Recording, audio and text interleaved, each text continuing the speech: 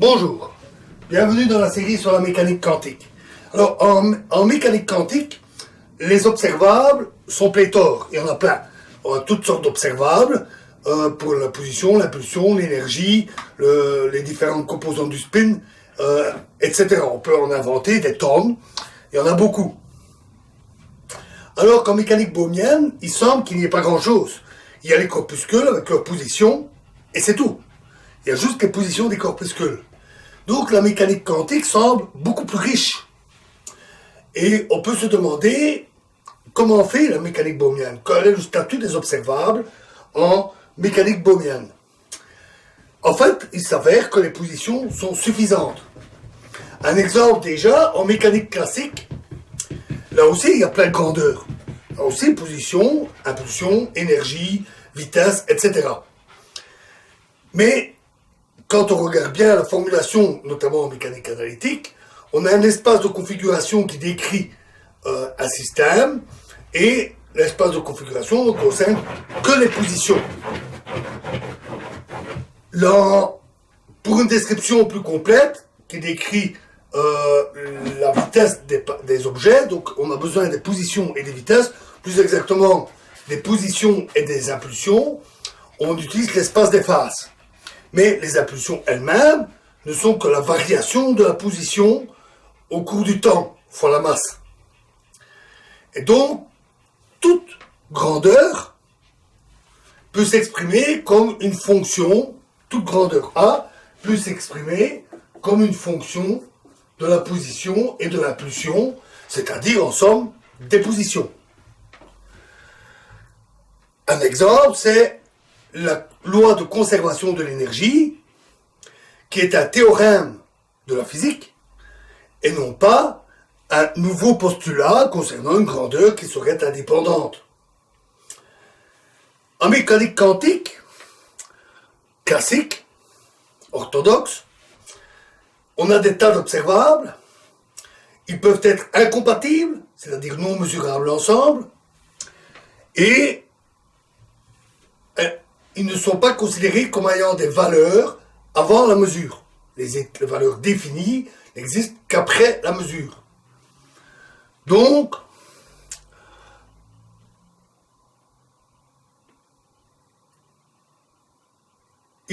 on voit donc ces observables, en mécanique quantique orthodoxe, on voit ces observables comme des grandeurs non liées, non reliées les unes aux autres, puisque deux variables compatibles peuvent donner des résultats différents selon l'ordre selon lesquels on les mesure, et il y a pléthore, à nouveau, d'observables incompatibles. Mais en regardant bien, le système est entièrement décrit par la position, par un vecteur, dans un espace de Hilbert. Et celui-ci peut accepter une infinité de bases possibles, c'est un espace vectoriel, et on peut avoir comme base, une base position. Donc, avec la base position, on peut exprimer totalement n'importe quel état. Et si on regarde la formulation des opérateurs, par exemple l'hamiltonien pour l'énergie, il est donné par P carré sur 2m, plus un potentiel qui dépend de la position. Et à nouveau, l'impulsion, c'est la dérivée de la position. La dérivée par rapport à la position. De plus, toute mesure, quelle qu'elle soit, in fine, est une mesure de position, puisque ça va se résumer, par exemple, à la lecture d'une aiguille sur un cadran, et donc on mesure une position qu'on ne fait que traduire à travers le processus de mesure de l'appareil et du phénomène physique pour dire cette valeur que l'on lit, cette position que l'on lit, correspond à une grandeur observée.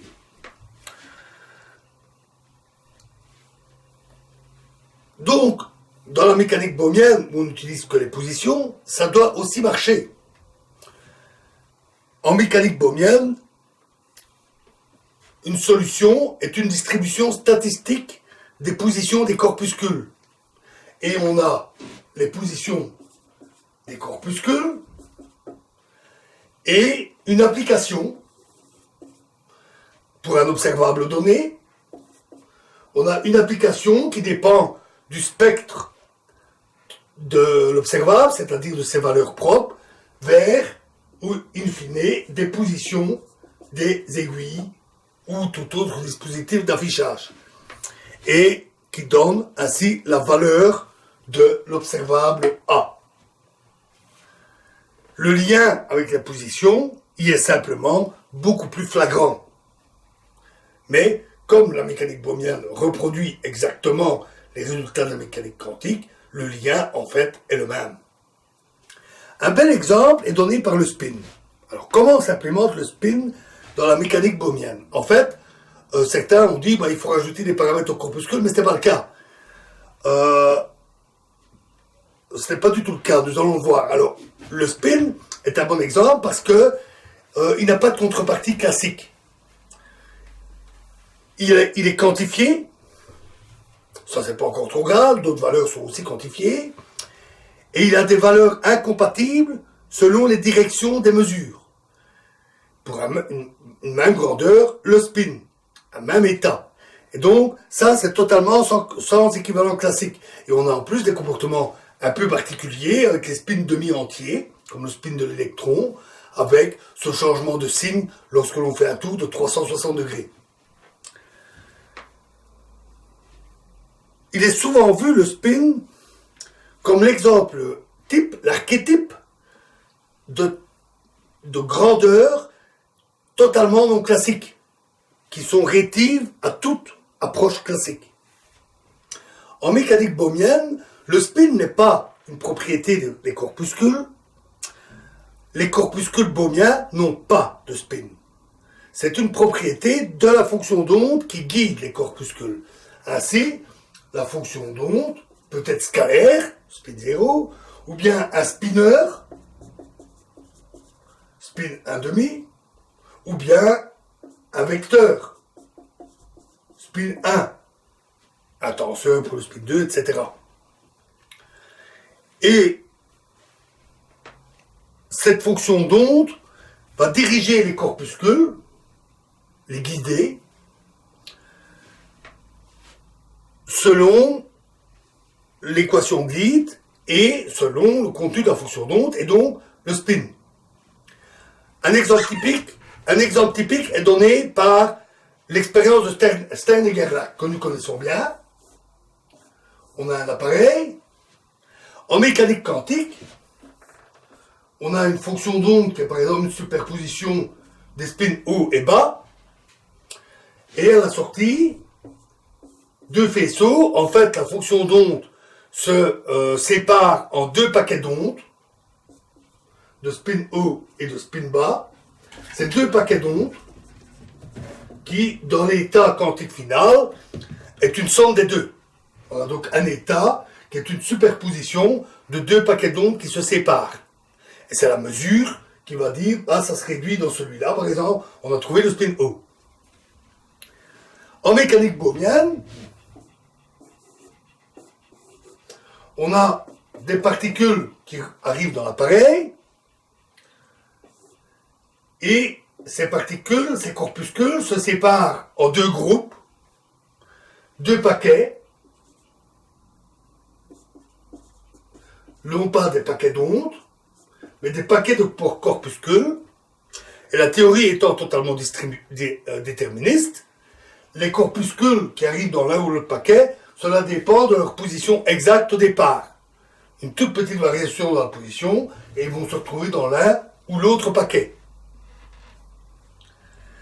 Et la distribution des corpuscules dans le paquet obéit aux mêmes lois que celles des probabilités quantiques. Pour un spin 3, on aura 3 paquets, etc. Un spin 1, pardon, on aura 3 paquets, etc. Donc, les observables s'expriment aussi très bien en mécanique bohmienne, même si ça nécessite un peu de réflexion. Voilà pour les observables. Alors, dans la prochaine vidéo, nous allons nous pencher un peu plus sur la contextualité et nous verrons d'un peu plus près la non-localité de la théorie bohmienne. Je vous remercie.